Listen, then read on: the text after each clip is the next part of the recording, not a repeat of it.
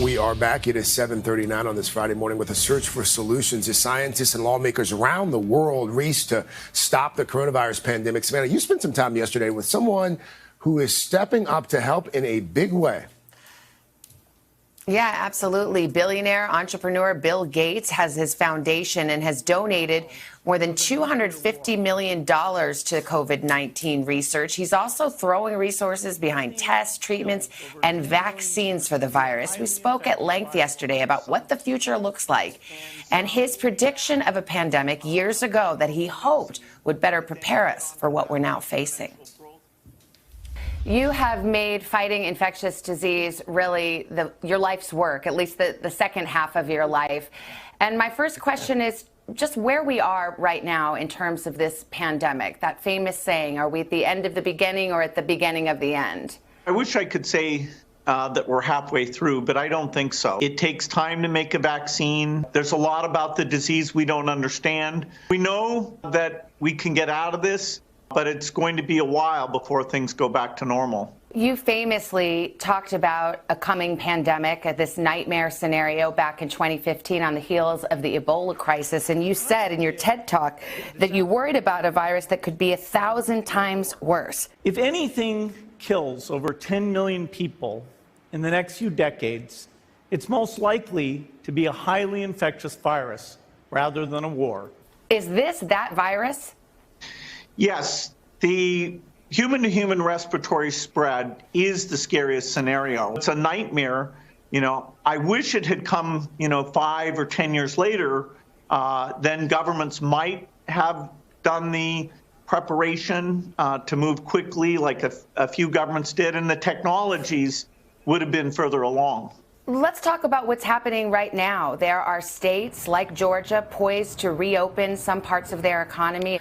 What's your thought on the wisdom of that? Is there anywhere in the country that's ready for that kind of reopening? We know that if you go fully back to normal mixing, that then you get onto that exponential growth curve. I am afraid we'll have some people and some states that move too quickly and have to back off. Dr. Fauci said he's certain there will be a second wave of this virus. What's your perspective on how bad it could be? If we're still being careful about social contact, if we've got the testing capacity up, I'm hopeful that the fall will not be nearly as bad as this first peak. The flu is a challenge because the symptoms are common enough that knowing exactly who to test, which are people with symptoms, will be a little confused because of all those flu infections. The Gates Foundation is very much at the forefront on this hunt for a vaccine. We've all learned by now the timeline, the hopeful timeline of 12 to 18 months. That is a highly expedited track, a fast track for a vaccine. Can you explain why?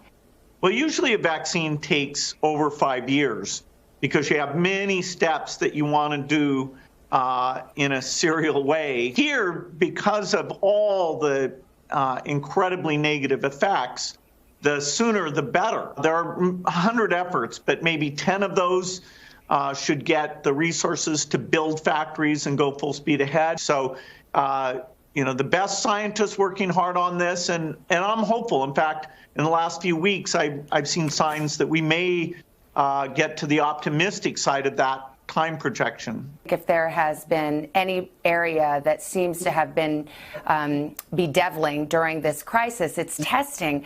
I wonder how you assess how the U.S. has done on testing and what seems to be the issue here. Well, many countries decided that at the national level they would orchestrate the testing. That hasn't happened in the United States. It might not happen, but the access to tests is just, chaotic. The president has said that he's going to put funding for the World Health Organization on hold. What effect do you think that will have right now, pulling that funding in the midst of a pandemic? I'm hopeful that we won't cut that money off. In fact, WHO needs more resources during this time to step up to their role of international coordination. The world wants the U.S. to play that role in terms of research and funding and collaboration. And so that's still an opportunity that the U.S. has that we haven't seized yet. I know you're working on behalf of the Gates Foundation, so your self-isolation is not equal to ours. I guess you're not watching Tiger King on Netflix or eating too much, but what are you doing with the extra time you may find yourself with these days? Well, my daughter did get me to watch Tiger King. At night, a little distraction is allowed, even though it's a busy time. Let's talk about the world going forward.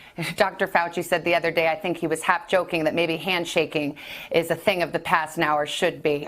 Have you thought about what's changed forever? I do think some of the digital approaches that were catching on anyway have been accelerated. Even I'm surprised that doing these meetings digitally for a lot of things works pretty well. We really need experts in government, and they need to think through these scenarios to protect us for any future pandemic. I think it will be a lot of change. I hope it's more about the world working together to solve big problems.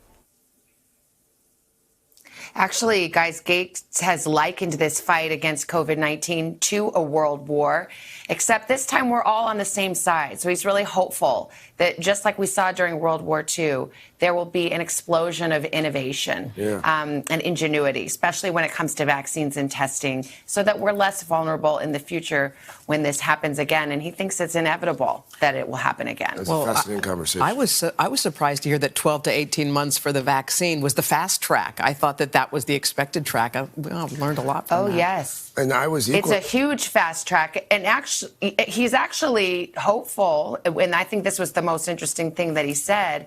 And he knows, because he knows all the different vaccines that are potentially in the pipeline, that maybe it'll be on the shorter end of that. That would be huge. It would just be totally unprecedented in terms of the science. Arguably, no one has put their money where their mouth is, like Bill Gates. And to think that he also watches Tiger King, Savannah. He really is just like the rest of us. Well, I know. And then we chatted afterwards, and we both felt a little guilty about liking Tiger King. All right, Savannah, that was fun.